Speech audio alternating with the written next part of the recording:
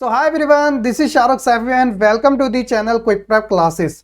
बच्चों, ये जो इंपॉर्टेंट क्वेश्चन की जो सीरीज है वो आप सभी बच्चों के लिए मैं लेके आया हूं, जिसके अंदर मैं आपको बुक 1 एंड बुक 2 के कंप्लीट जो most important question answer series है एग्जाम टाइप वाली, उससे रिलेटेड ये सारा आपको कवर कराऊंगा लिमिटेड टाइम के अंदर। आई नो कि बच्चों 15 फरवरी से आपके फाइनल एग्जाम स्टार्ट है। जो दिल्ली वाले बच्चे हैं उनके लिए ये वीडियो काफी ज्यादा इंपॉर्टेंट है और वैसे भी ये सभी बच्चों के लिए इंपॉर्टेंट है जो भी एनसीईआरटी बुक से पढ़ता है। तो मैंने बिल्कुल पैटर्न के अकॉर्डिंग आपके लिए क्वेश्चन आंसर सीरीज रखी है, जिसके अंदर 1 मार्क वाले क्वेश्चंस जो एमसीक्यू मोड में आएंगे, 2 मार्क्स वाले, 4 मार्क्स वाले और साथ ही बच्चों जो आपके लॉन्ग क्वेश्चन है यानी कि 6 नंबर वाले जो कि कम से कम 4 तो आपसे पूछे जाएंगे। इस टाइप से आपके लिए सभी चैप्टर वाइज सीरीज बनाई है जो बैक टू बैक आपको देखने को मिलती रहेगी। आज हम कंप्लीट कॉन्स्टिट्यूशन के बारे यानी संविधान के बारे में कवर अप करेंगे, जिसके अंदर मौलिक अधिकार भी शामिल होगा और ऐसे ही आपके सारे जितने भी चैप्टर हैं उनके question answer series back to back आपको वीडियोस देखने को मिलती रहेगी। और अगर आप चाहते हो इनको प्रिंट नोट्स में पढ़ने के लिए तो क्विक प्रेप क्लासेस की ऐप आपके लिए अवेलेबल है। जाइए प्ले स्टोर से उसे डाउनलोड जरूर कर लेना और चैनल पर नए तो सब्सक्राइब करना बिल्कुल ना भूलेगा। तो चलिए फिर बिना किसी देरी के साथ आज की इस क्लास को हम शुरू करते हैं। तो बच्चों, शुरुआत के क्वेश्चन आपको एमसीक्यू मोड में देखने को मिलेंगे 1 से लेकर 12 तक। क्वेश्चन नंबर फर्स्ट है कि संविधान सभा की पहली बैठक कब हुई थी। डायरेक्टली क्वेश्चन एग्जाम में बहुत बार पूछा भी गया है, तो सभी बच्चों को पता होना चाहिए 9 दिसंबर 1946 को।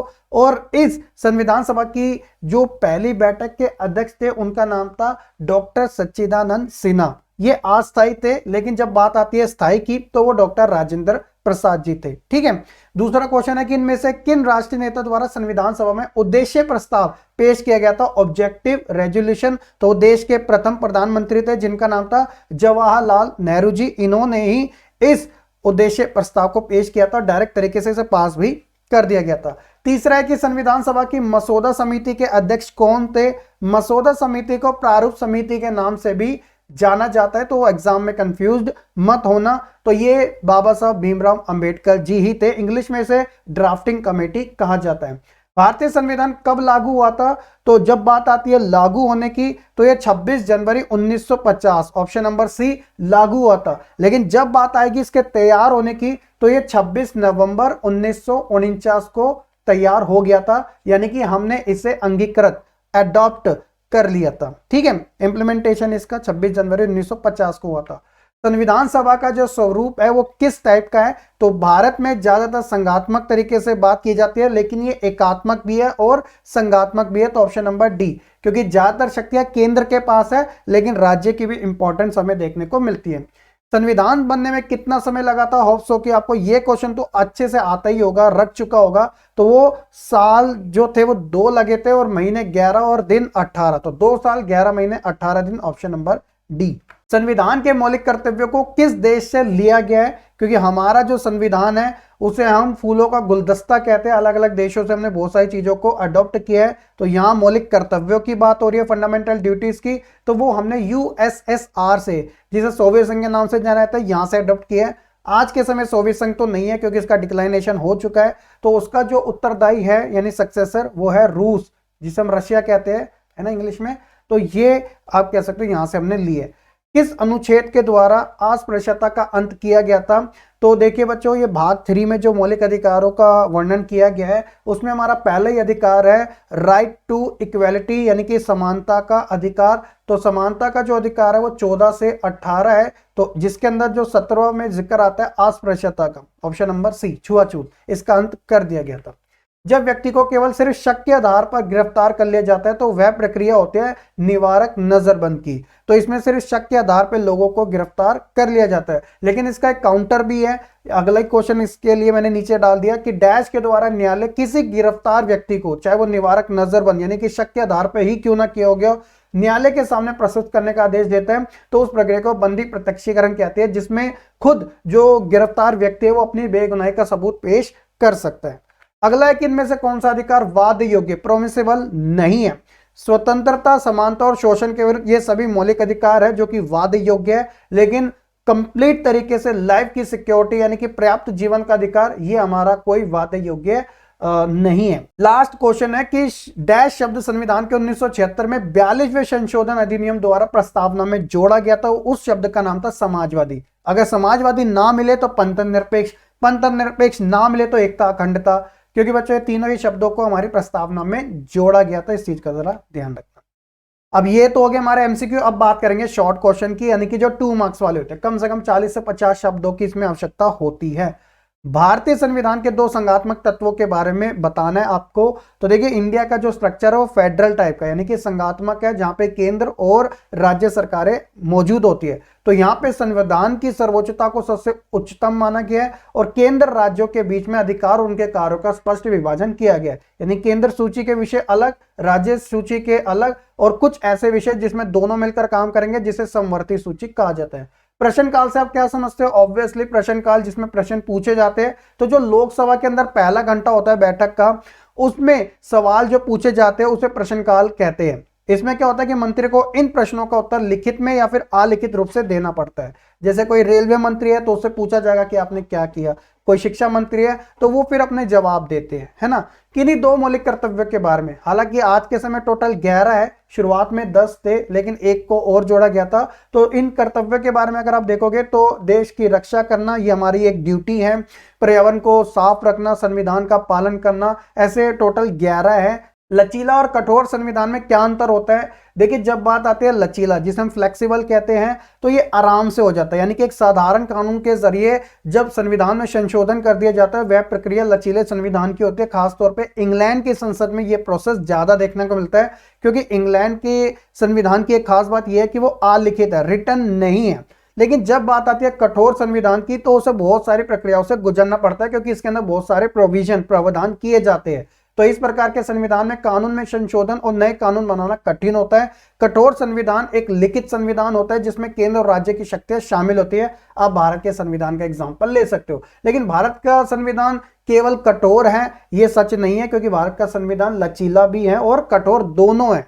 आगे की शोषण के विरुद्ध अधिकार, जो कि आर्टिकल नंबर 23 और 24 में देखने को मिलेगा। 23 बात कहता है मुख्यतः तौर पे मानव तस्करी, बेगार हो, इस प्रकार के जो जबरदस्ती के जो श्रम होते हैं, इनके प्रकारों पर प्रतिबंध लगाना, ताकि देश में जो लाखों लोग जो है अल्प सुविधा वाले वंचित लोग, इनकी रक्षा की जा सके। जो ह्यूमन ट्रैफिकिंग होती है ना, उसे कंट्रोल में लाना या उसे रोक देना, आप इसे दास प्रथा के नाम से भी जान सकते हो। तो ये पूरी तरीके से अंत की जाती है, यानी कि शोषण के विरुद्ध अधिकार प्राप्त है। और 24वां बात करता है कि जो छोटे बच्चे होते हैं 6 से 14 साल वाले, उन्हें फैक्ट्री में, चाय की दुकान पे, ऐसी किसी भी जगह पे नहीं रखना चाहिए। उनकी जो जगह है वो स्कूल में होनी चाहिए, यानी कि उनका शिक्षा काफी जरूरी है, जिससे हम एक तरीके से चाइल्ड लेबरिंग से बच सके।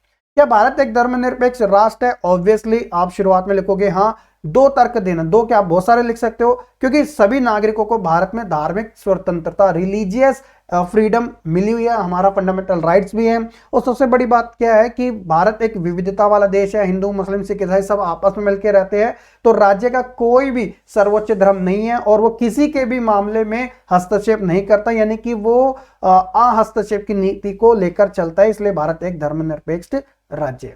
आगे है, अब यहां से 4 नंबर वाले क्वेश्चन है कि हमें संविधान की क्यों आवश्यकता है? Why do we need a Indian constitution? तो इसके बहुत सारे रीजन है। सबसे पहले कि संविधान ये साफ करता है कि समाज में निर्णय लेने की शक्ति किसके पास होगी और सरकार का निर्माण कैसा होगा। जैसे संविधान में निर्णय लेने की शक्ति किनके पास है? मुख्यतः तौर पे जो चुने हुए लीडर्स होते हैं, जिन्हें हम खुद चुनते हैं, है ना। और सरकार का निर्माण वही इलेक्शन के थ्रू होगा। संविधान सरकार को कुछ ऐसी क्षमता प्रदान करता है कि जिसमें वो जो जनता की आकांक्षा है उसे पूरा कर सके, यानी उनके लिए काम कर सके। और एक न्यायपूर्ण समाज की स्थापना करता है, जहां लोगों के साथ उनकी जाति, धर्म, रंग, रूप को लेकर भेदभाव ना किया जा सके। अगर होता है तो उसके लिए हमारा जो न्यायालय है वो बैठा हुआ है। संविधान सरकार द्वारा नागरिकों पर लागू किए गए कानूनों पर कुछ सीमाएं भी लगाता है, जो कि मौलिक होती है और ये ठीक भी होती है। अब आपको स्वतंत्रता का अधिकार प्राप्त है कि आप बोल सकते हो। ऐसा थोड़ी किसी को भी गाली गलौज करोगे या गली मोहल्ले में जाके तेज तेज चिल्लाने बैठ जाओगे, जिससे कि दूसरे की स्वतंत्रता को हानि हो। तो इसलिए कुछ लिमिटेशन हमारे साथ लगी हुई है। तो आप इन आधार पर कह सकते हो कि हमें संविधान की आवश्यकता है। सिंपल।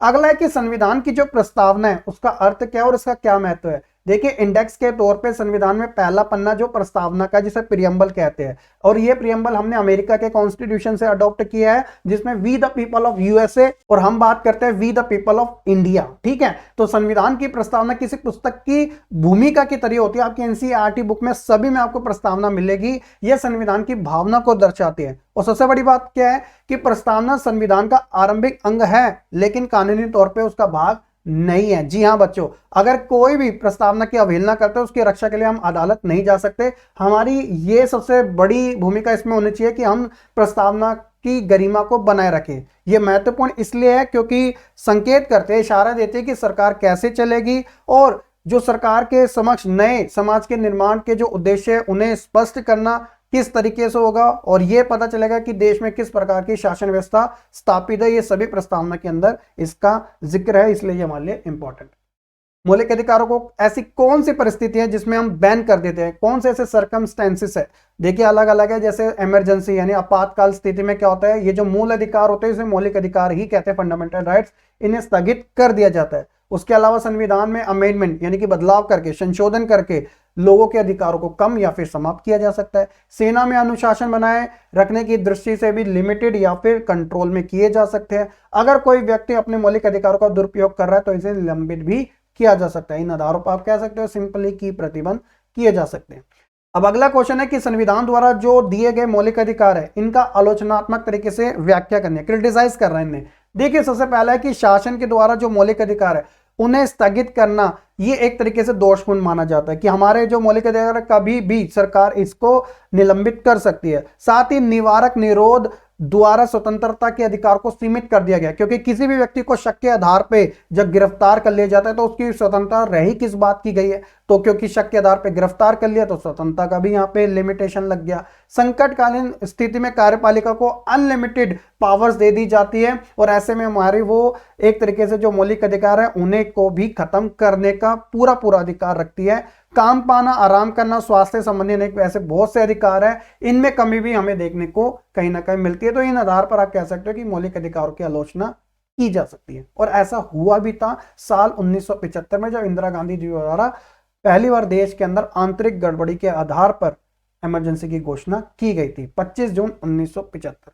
अगला क्वेश्चन है मौलिक अधिकारों के किन्हीं 4 विशेषताओं का वर्णन करना, यानी कि उनके बारे में कोई खास 4 बातें आपको बतानी। हालांकि यहाँ पे 6 है, जैसा एग्जाम में पूछा है आप वैसे लिख देना।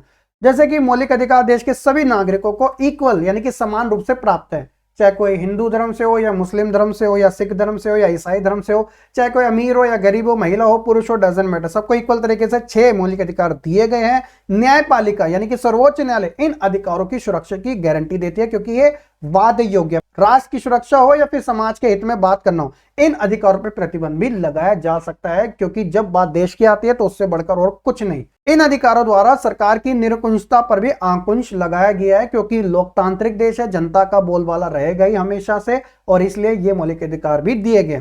केंद्र सरकार हो या फिर राज्य सरकार ऐसे कानूनों का निर्माण नहीं करेगी जो कि मौलिक अधिकारों का अतिक्रमण करते हो, और साथ ही मौलिक अधिकारों की जो प्रकृति है वो बिल्कुल पॉजिटिव मानी जाती है, यानी कि सकारात्मक।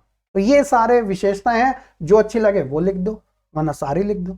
अगला है कि मौलिक अधिकार और राज्य के नीति निर्देशक तत्वों में क्या अंतर देखने को मिलता है।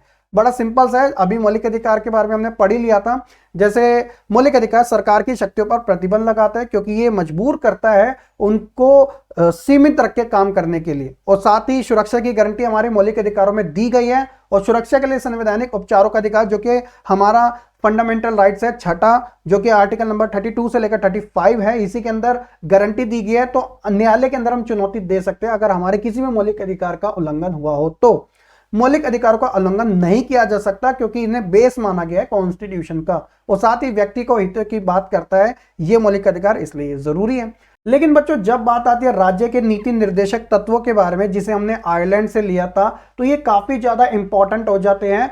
लेकिन कहीं ना कहीं इसके अंदर डिफरेंसेस ये है कि राज्य के नीति निर्देशक तत्व प्रेरणादायक माने जाते हैं, क्योंकि राज्य निर्देश देता है कि इनका पालन करो या फिर ना करो, क्योंकि ये वादे योग्य नहीं है, प्रोमिसेबल नहीं है, बल्कि सरकार इनको खुद लागू करने के लिए एक तरीके से कह सकते हो मन चाहेगा कर देगी, नहीं चाहेगा नहीं करेगी, यानी कि वो बाध्यकारी नहीं है। और राज्य के नीति निर्देशक तत्व मोरालिटी नैतिकता के साथ जुड़े हैं।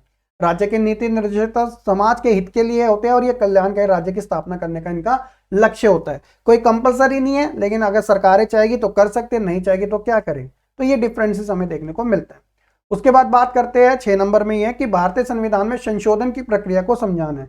तो सबसे पहले 368 में इसका जिक्र हमें देखने को मिलता है, और सबसे पहला साधारण बहुमत। तो देखिए संविधान के 22 अनुच्छेद ऐसे हैं जिनमें संशोधन संसद उसी प्रक्रिया से कर सकती है जिससे कि वह साधारण कानून को पारित करती है, जैसे कि नागरिक से संबंधित प्रावधान हो, नए राज्यों की रचना हो, या फिर वर्तमान राज्यों का पुनर्गठन, या फिर राज्यों के द्विसदनीय का निर्माण करना हो, या फिर उनका उन्मूलन करना हो। जैसे भी हाल ही फिलहाल में आप कह सकते हो तेलंगाना में 2 सदन है, इसके अलावा यूपी के अंदर 2 सदन है, महाराष्ट्र में, ये कुछ ऐसे स्टेट्स हैं गिने चुने जहां पे द्विसदनीय यानी कि विधानसभा के साथ विधान परिषद भी होती है।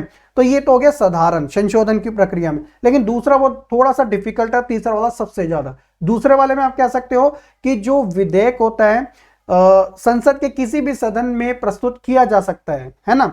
जब वह विधेयक प्रत्येक सदन के कुल सदस्यों के बहुमत से तथा सदन में उपस्थित तथा मत देने वाले सदस्यों के 2/3 बहुमत से पारित हो जाता है, तो वो विधेयक राष्ट्रपति के समक्ष प्रस्तुत किया जाता है, और आप कह सकते हो कि राष्ट्रपति उस पर स्वीकृति दे देता है, यानी कि वो साइन कर देता है। तीसरा जो काफी इंपॉर्टेंट है, यहां तक तो सारी प्रक्रिया ठीक है, लेकिन इसके अलावा भी विधानमंडलों में कम से कम आधे विधानमंडलों का समर्थन प्राप्त होना जरूरी है। यानी अगर देश में 28 राज्य है तो 14 राज्यों के विधानमंडलों से भी स्वीकृति मिलना जरूरी है, तब जाके संशोधन हो सकता है। तो तीसरा सबसे इंपॉर्टेंट है, चाहे वो राष्ट्रपति का चुनाव हो, केंद्र कार्यपालिका की शक्तियों की सीमा हो, राज्य के कार्यपालिका की शक्ति हो, केंद्र द्वारा शासित क्षेत्र में उच्च न्यायालय की व्यवस्था, या फिर राज्यों में उच्च न्यायालय की व्यवस्था। तो इस आधार पर आप कह सकते हैं कि भारत का संविधान लचीला भी है और कठोर, दोनों इसके अंदर शामिल है। और आज का हमारा लास्ट क्वेश्चन है कि भारतीय संविधान एक उधार लिया हुआ प्रारूप है, टिप्पणी कीजिए। भारतीय संविधान में विभिन्न देशों के संविधानों से लिए गए प्रावधान है, उल्लेख कीजिए। या ऐसे भी आ सकता है कि भारतीय संविधान एक फूलों का गुलदस्ता है, या भारतीय संविधान एक उधार का थैला, स्पष्ट कीजिएगा। जैसा भी है आपको लिखना यही होगा। कहने की वो यही बात कर रहा है कि हमारे संविधान में ऐसे बहुत सारे प्रोविजन प्रावधान है जो अलग अलग देशों के संविधानों से लिए गए हैं, अच्छे। जैसे एग्जांपल के तौर पे ब्रिटेन से क्या क्या लिया गया, जो FPTP है, जो जीता वही सिकंदर, जिसके सबसे ज्यादा वोट वो जीत जाए, सर्वाधिक मत के आधार पर चुनाव में जीत का फैसला हो, या फिर हमारे यहाँ लोकसभा राज्यसभा है ना। तो ये भी हमने कॉन्सेप्ट कहां से लिया है, ब्रिटेन के संविधान से। लोकसभा को ज्यादा पावरफुल यहां पर भी बनाया गया है, कानून का शासन यहां पर है, बहुमत दल का नेता प्रधानमंत्री होगा जैसा यहां पर है, और राष्ट्रपति संवैधानिक मुखिया कहलाया जाएगा। ये सारी चीजें हमने ब्रिटेन के कॉन्स्टिट्यूशन से ली है। अमेरिका से हमने मौलिक अधिकार जो हमारे 6 हैं, प्रस्तावना जो हमारी प्रियम्बल है, संविधान सर्वोच्च कानून माना जाएगा, उपराष्ट्रपति का पद और संज्ञानात्मक ढांचा। हालांकि ज्यादातर हमने कनाडा से भी लिया है ना, तो यहां से भी हमने लिया है। फ्रांस से हमने क्या लिया है, फ्रांसीसी क्रांति 1789 में हुई थी, आपको पता होगा, आपने 9वीं 10वीं में कहीं ना कहीं जरूर पढ़ी होगी। तो वहां से स्वतंत्रता, समानता और बंधुत्व, ये 3 शब्द को हमने अपने संविधान में शामिल कर रखा है। इवन हमारी जो प्रस्तावना है उसके अंदर ये तीनों शब्द हम देखने को मिलेंगे। आयरलैंड से हमने DPSP यानी कि directive principle of state policy, राज्य के नीति निर्देशक तत्वों को लिए है, और साथ ही राज्यसभा में जो मनोनीत करने का प्रावधान है वो भी हमने आयरलैंड के संविधान से ही लिया है। जैसे राष्ट्रपति 12 सदस्यों को अलग अलग फील्ड से, चाहे वो स्पोर्ट्स हो, कला हो, विज्ञान हो, यहां से चूज कर सकता है। आप कह सकते हो इन आधार पे भारत के संविधान को उधार का थैला, फूलों का गुलदस्ता, या फिर कुछ भी आप कह सकते हो जो एग्जामिनर आपसे क्वेश्चन पूछना चाहे, इस हिसाब से आपके 6 नंबर का क्वेश्चन भी पूरा। तो ये थे आज के हमारे top most important question answer. तो आप कह सकते हो टोटल 26 क्वेश्चन पैटर्न के अकॉर्डिंग थे।